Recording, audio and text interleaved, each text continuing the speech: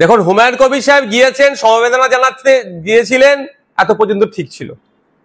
তিনি গিয়ে যদি বলিষ্ঠ কণ্ঠে বলতেন যে আমাদের দলে যে সমাজ বিরোধীগুলো আছে, আমাদের দলে যে খুনিগুলো আছে, আমাদের দলের যে মানবতা বিরোধী লোকজন আছে, তাদের ঘাড় ধরে জেলের মধ্যে ঢুকাবো, তার ব্যবস্থা করছি, তাহলে না তামান্না খাতুনের পরিবার হুমায়ুন কবির সাহেবকে যেভাবে গ্রহণ করেছিল আরো বেশি আপ্যায়ন করতো। দুর্ভাগ্য, তার পরিবর্তে জানি না দিদির নির্দেশে না দাদার নির্দেশে বা তৃণমূলের নির্দেশে খাম নিয়ে গিয়ে তার মাকে কিনতে হয়তো চেয়েছিল। তার মা জবাব দিয়েছে, তার পরিবার জবাব দিয়েছে। আমি স্যালুট জানাই তার পরিবারকে, যে সবার পরিবার তৃণমূলের মতো শিরদাঁড়া বেঁকানো পরিবার নয়, এর পরিবার শিরদাঁড়া যুক্ত পরিবার।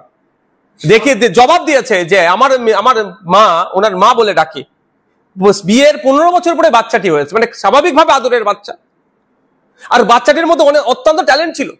ওর পিতা হচ্ছে, তামান্না খাতুনের পিতা হচ্ছে মাইগ্রেন্ট লেবার, উড়িষ্যাতে কাজ করে, ফেরির কাজ করে, প্রচুর কষ্ট হয়।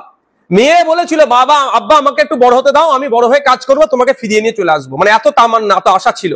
বাবাকে ঘরে রেখে, মানে আব্বাকে ঘরে রেখে নিজে খাটবে, মেহনত করবে বাপ মাকে সুখে শান্তি রাখার জন্য। সেই মেয়েটির জীবন নিয়ে নিল। আর তাকে তার মেয়ের লাশের দাম জিজ্ঞাসা করতে, মানে লাশের টাকা দিয়ে হচ্ছে, যোগ্য জবাব দিয়েছে।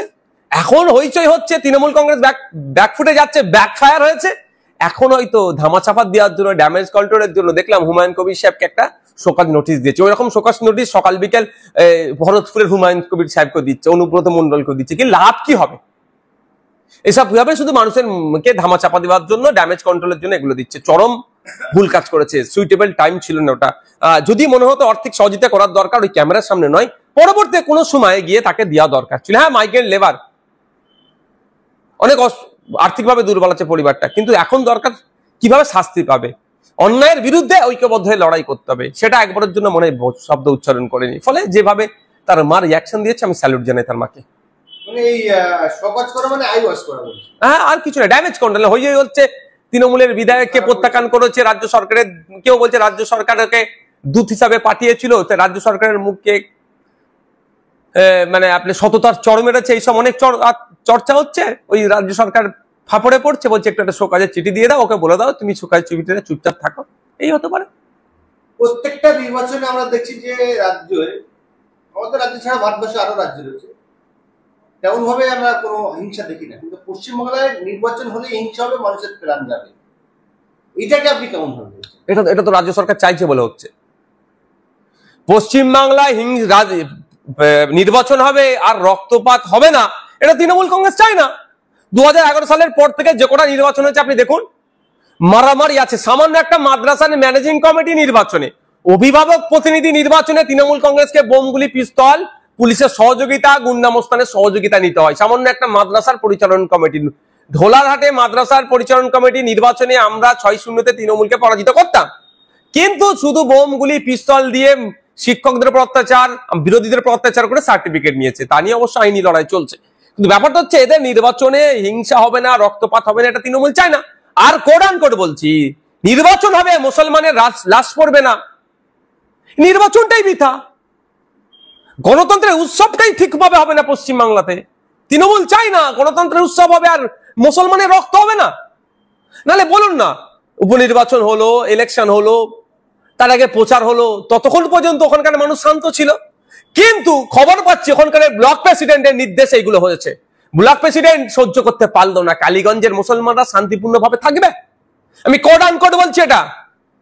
মানে ঝুনু না কি নাম আছিল ব্লক প্রেসিডেন্ট একটা, ও উস্কানি দিয়েছে, খবর আমার কাছে আছে। ওর মা বলেছে, আমি ওর মায়ের আমি নিজে ওখানে ছিলাম, ওনার মা আমাকে বলেছে, আমি শুনেছি যে ওই ব্লক প্রেসিডেন্ট এদেরকে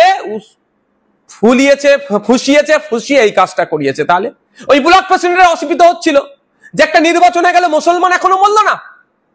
হয়তো কালীঘাটের অসুবিধা হচ্ছিল, একটা নির্বাচন হলো, মুসলমানের রক্ত দেখতে পেলাম না, এই নির্বাচনটা তাহলে ঠিক ভুল হচ্ছে, নির্বাচন হয়নি। তাহলে কি করতে হবে? তখন হাতে সার্টিফিকেট পায়নি আলিফা নামে যে ভদ্র মহিলাটি জিতেছেন, এখন জিতেছে, হাতে জিতার বিজয়ী সার্টিফিকেট পায়নি, তার আগে যে একটা খুন করে দিতে হলো। তো মুসলমানরা কবে বুঝবে? পিছিয়ে বর্গের হিন্দুরা কবে বুঝবে? আদিবাসীরা কবে বুঝবেন? দলিতরা কবে বুঝবেন? আপনাদেরকে টুল হিসেবে, পলিটিক্যাল টুল হিসেবে ব্যবহার করা হয়, শুধু লাগিয়ে দেবে, হিংসায় ছড়িয়ে দেবে, খুন হবে, মারবে, মরবে এরা, আর চেয়ারে বসে থাকবে নেতার ছেলেরা, নেতার মেয়েরা। এটা যতদিন আপনারা বুঝতে পারবেন এইভাবে খুন হবে। ওই যে 8-9 মাস 10 মাস মতো বাকি রয়েছে, তার মধ্যেই সামনে বিধানসভা ভোট রয়েছে। ইতিমধ্যেই বাংলার রাষ্ট্রপতি তিনি বলেছেন যে এই বাংলার যিনি রাজ্যপাল তিনি পশ্চিমবাংলার রাষ্ট্রপতি শাসনের সুপারিশ করেছেন। তো আপনি কি মনে করেন যে 26-এ বিধানসভায় রাষ্ট্রপতি শাসন করে বাংলায় ভোট করা উচিত?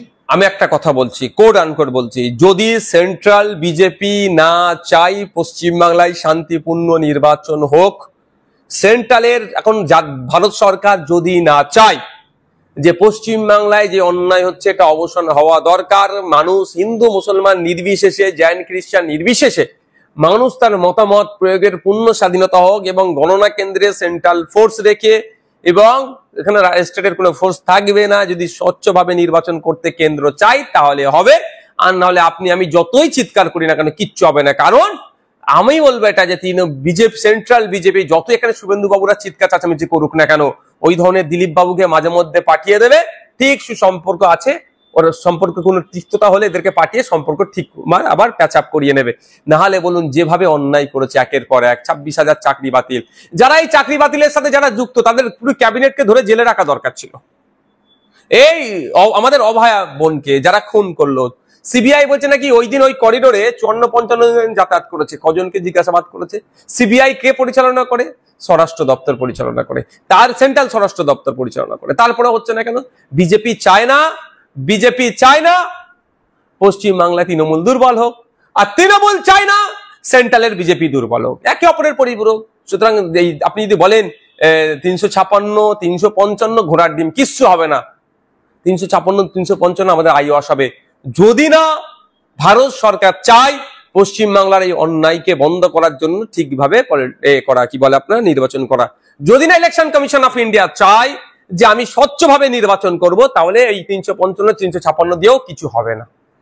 2011 সালের আগে একটি সরকার ছিল, বামফ্রন্ট সরকার। সেই সরকারের আমলে বর্তমান রাজ্যের মুখ্যমন্ত্রী মাননীয়া বিভিন্ন জায়গায় এরকমই কিছু ঘটলে সেই জায়গায় চলে যেত। ভাঙড়ের জাহাঙ্গীরের ভাই, রেজওয়ান কাণ্ডে আরো অনেক বলতে গেলে অনেক সময় লেগে যাবে। মাননীয়া চলে গিয়ে এমন ভাবে মিশতেন মনে হয় যেন মাননীয়া যদি রাজ্যের ক্ষমতায় আসেন এইসব ঘটনাগুলো ঘটবে না। এবং শুধু তাই নয়, এমন ভাবে তিনি বলতেন যারা অন্যায় করেছে তারা ক্ষমতায় আসলে বিচার করে সব কটাকে জেল খাটাবে। কোথায় এখন প্রিয়াঙ্কা টুডির বাবা অশোক টুডি? সে কোথায় আছে? কোথায় ঘুমোচ্ছে? কোন জেলের ভাত খেচ্ছে সে? রেজওয়ানকে যারা খুন করলো, যে অফিসার গুলো খুন করলো যুক্ত ছিল, তারা কোথায়? কোন জেলের ভাত খাচ্ছে? বলেছিল 2011 সালের আগে গল্প শুনিয়েছিল ক্ষমতায় আসলে ওয়াকফ সম্পত্তি উদ্ধার হবে। এই মুহূর্তে প্রায় 76,000 বিঘা ওয়াকফ সম্পত্তি বেহাত হয়ে আছে। তৃণমূল ক্ষমতায় আসার পরে আরো বেশি ওয়াকফ সম্পত্তি বেহাত হয়েছে। তৃণমূলের নেতারা, মন্ত্রীরা, পঞ্চায়েতের নেতারা, পৌরসভার নেতারা ওয়াকফ সম্পত্তি লুটে খাচ্ছে, একটা উদ্ধার করতে পেরেছে? এখন তামান্না খুন হয়ে গেল, মমতা ব্যানার্জির উচিত ছিল আমি মনে করি একজন মহিলা হিসেবে তার পায়ের পাশে গিয়ে দাঁড়ানো। সেটা তো দূরের কথা, একটা টুইট করে তিনি দায়িত্ব ছেড়ে দিলেন। তাদেরকে গ্রেফতার করা হয়েছে, তারা যে ভোট পরবর্তী হিংসায় তাদের নামও আছে, এমনকি হুমকি দিচ্ছে সেরকম। আরে বাবা, এরা তো এটা একটা অর্গানাইজ ফোর্সকে মমতা ব্যানার্জি বিভিন্ন জায়গায় নিয়ে রেখেছে। গুড মুসলিমকে এরা পছন্দ করে না। যে যত ভালো বোম বানতে বাঁধবে মমতা ব্যানার্জির কাছে সে তত গুড মুসলিম তৃণমূলের কাছে। আপনি বলুন, খেয়াল আছে আইপিএস ডক্টর হুমায়ুন কবির সাহেব মিনিস্ট্রি পেয়েছিল, কতদিন তাকে রেখেছিল? বেশি দিন রাখেনি। কেন? শিক্ষা আছে যথেষ্ট। এখন তিনি ম্যানেজ করতে যাচ্ছেন, এখন এই ভূমিকা তার প্রশ্ন, তাকে এই ভূমিকা নিয়ে সমালোচনা করছি কেন? দেখবেন তাকে দেবে না, শওকত মোল্লার মতো লোককে প্রমোশন করবে আর এদের মতো লোককে ডিমোশন করবে। তৃণমূলে যে সমস্ত শিক্ষিত মুসলমান গুলো আছে তারা আজকে কোথায়? কোণঠাসা হয়ে পড়ে আছে। কামাল সাহেব, ওনার নামটা কি, যে তিনি তৃণমূলের সাথে বেশ কতদিন ছিল, তিনি থাকতে পারলেন না, ছিটকে বেরিয়ে চলে এলেন। কেন? তৃণমূলের শিক্ষিত মুসলমানকে রাখবে কোথায়? কোণঠাসা করে। যে যত ভালো বোম মারতে পারবে, যে যত মারামারি করতে পারবে, তৃণমূল তাকে তত প্রমোট করবে তাকে, আর যে লেভেলে তাকে সেই লেভেলে দেবে। এই হচ্ছে ব্যাপার। তো এই দিন দেখতে হয়েছে পরবর্তী হিংসাই শুধু নয়, আপনারা জানলে অবাক হবেন, ওখানকার লোকাল ওসির পাছা উড়িয়ে দিয়েছিল সকেট বোমা মেরে। এরা যুক্ত আছে, যত রকম অন্যায় হয় এরা ওই এলাকাতে এরা যুক্ত আছে, সবেতে এরা যুক্ত আছে। তারপরে এদেরকে কেন ধরেনি এতদিন? জানছে এরা তো রত্ন তৃণমূলের তো এরা রত্ন, তৃণমূলের এরা গুড লিস্টে আছে, কারণ এরাই তো বুথ দখল করবে, এরাই তো মারামারি করবে, এরাই তো কোনটা করবে। তো এদেরকে যদি জেলে ভরে দেয় তাহলে তৃণমূলের হয়ে লড়াইটা কি করবে? আর মুসলমানরা বুঝতে পারছে না যে কেন এদেরকে ব্যবহার করাচ্ছে, এদেরকে অশিক্ষিত করে রেখেছে। তামান্নার আম্মু বললো তামান্নার আম্মু, যারা খুন করছে তারা সহিত দূরের কথা আঙুটা ছাপ দেয়, মানে কি বুঝতে পারছেন? যদি এরা যদি পড়ালেখা করতো আর খুন করতে যেত তাহলে ধরা পড়বেই, তাহলে কি ক্ষতি হবে, তাদের লাইফটা শেষ হবে। করতো যদি পড়াশোনা করতো, অন্তত এই সচেতনতা থাকতো, যেত না খুন করতে। তৃণমূল পরাজিত হবে। তৃণমূল জেতার জন্য মুসলমানকে দিয়ে মারে যাচ্ছে। এখানে উত্তরপ্রদেশে বিজেপি মুসলমানকে মারে, পশ্চিম বাংলায় তৃণমূল মুসলমানকে মারে।